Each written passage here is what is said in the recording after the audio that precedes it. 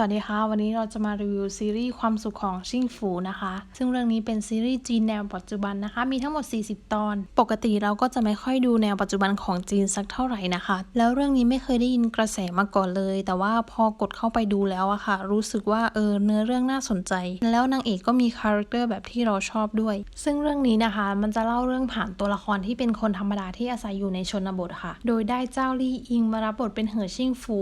ผู้หญิงชนบทคนหนึ่งที่ไม่ได้มีการศึกษาสูงบ้านไม่ได้ร่ำรวยแล้วก็ไม่ได้เป็นคนใฝ่สูงอะไรด้วยแต่ว่าเธอเป็นคนสู้ชีวิตมากๆสู้คนแต่ก็มีความเข้าอกเข้าใจความรู้สึกของคนอื่นเป็นคนที่มีเหตุผลมากๆแล้วก็เป็นคนที่พึ่งพาได้ค่ะเรื่องราวมันเริ่มต้นในวันแต่งงานของเธอกับหวังชิ่งหลายนะคะหวังชิ่งหลายคือลูกชายคนโตของตระกูลหวังซึ่งเป็นตระกูลเล็กๆตระกูลหนึ่งในหมู่บ้านว่านะคะในวันที่นางเอกแต่งงานเข้ามาในหมู่บ้านก็คือเกิดเรื่องบาดหมางกับตระกูลว่านซึ่งตระกูลว่านนั้นก็คือตระกูลที่มีส่วนสำคัญในการทำให้หมู่บ้านว่านเจริญร่ำรวยขึ้นจากอดีตนั่นเองดังนั้นเลขาธิการว่านก็จะเป็นเหมือนผู้นำชุมชนนะคะเพราะฉะนั้นเลยจะได้รับความเคารพนับถือจากชาวบ้านมากๆในวันแต่งงานของชิ่งฝูว่านฉวนเจียหรือว่าลูกชายของเลขาธิการว่านก็ได้ไปรุมฉีกเสื้อผ้าของน้องสาวชิ่งฝูอะค่ะแต่ว่าตอนนั้นไม่มีใครกล้ายื่นมือช่วยเลยชิ่งฝูก็เลยเอาเก้าอี้ฟาดหัวว่านฉวนเจียแตกเกิดเป็นเรื่องราวใหญ่โตชาวบ้านทุกคนแม้แต่บ้านฝั่งเจ้าบ่าวเองยังเข้าข้างฝั่งตระกูลว่านเลยเพราะต่างก็มองว่ามันเป็นเรื่องของประเพณีหยอกเจ้าสาวอะค่ะเป็นการสร้างความคลึกครื้นให้กับงานซึ่งมีมานานมากแล้วใครๆก็ทำเป็นเรื่องธรรมดาทำไมชิ่งฝูจะต้องทำให้มันเป็นเรื่องใหญ่ด้วยแต่นี่ก็ไม่ใช่ปัญหาเดียวที่ชิ่งฝูจะต้องรับมือนะคะเพราะหลังจากที่ชิ่งฝูแต่งงานเข้ามาในหมู่บ้านว่านแล้วนะคะก็ต้องมาฝ่าฟันปัญหาต่างๆมากมายที่เกิดขึ้นเรื่อยๆเลยซึ่งเธอก็มีปัญหากับตระกูลว่านอยู่เรื่อยๆจนวันหนึ่งเธอแล้วก็สามีอะค่ะก็เหมือนถูกบีบให้ต้องเข้าไปทำงานในเมือง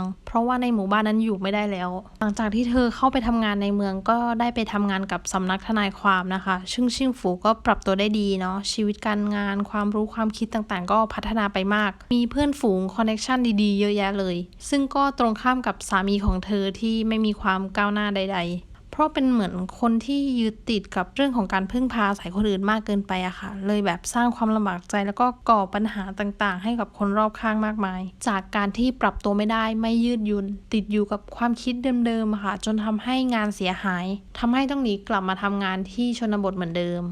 ซึ่งนั่นก็เป็นเหตุผลที่ทำให้ชิ่งฝูเองก็ต้องลาออกจากงานในเมืองนะคะต้องกลับมาอยู่กับครอบครัวสามีแต่จากการได้รับความช่วยเหลือจากเพื่อนในสำนักทนายความทำให้ชิ่งฝูก็เปิดโรงแรมแห่งแรกในหมู่บ้านว่านได้ใช้ความรู้ต่างๆที่ได้จากการทำงานในเมืองอะค่ะกลับมาพัฒนาหมู่บ้านช่วยเหลือสังคมทำให้มีคนเคารพนับถือเธอมากขึ้นเรื่อยๆเลยเรียกว่าการกลับมาครั้งนี้เปลี่ยนชีวิตไปมากๆเหมือนการได้ไปใช้ชีวิตในเมืองมันทำให้ได้เห็นอะไรมากขึ้นโลกมันกว้างขึ้นนะคะแล้วบวกกับนิสัยเดิมของเธอด้วยมันทำให้เธอมีชีวิตดีขึ้นมากๆเรียกว่าประสบความสำเร็จเลยก็ได้เรื่องนี้เป็นเรื่องที่ดูแล้วได้สาระประมาณหนึ่งนะคะมันเป็นแนวสะท้อนสังคมชนบทของจีนนะคะมันจะเกี่ยวกับคนชนบทที่มีความรู้ความเข้าใจทางกฎหมายน้อยมากๆคนในชนบทก็เลยจะอยู่กันเป็นกลุ่มก้อนนะคะมีวิถีชีวิตแบบพึ่งพาอาศัยกันเพราะฉะนั้นไม่ว่าจะเกิดปัญหาอะไรมักจะใช้วิธีประนีประนอมกันมากกว่าการฟ้องร้องทางกฎหมายไม่ว่าจะเรื่องเล็กเรื่องใหญ่ก็มองว่าเป็นเรื่องที่ไกลเกลี่ย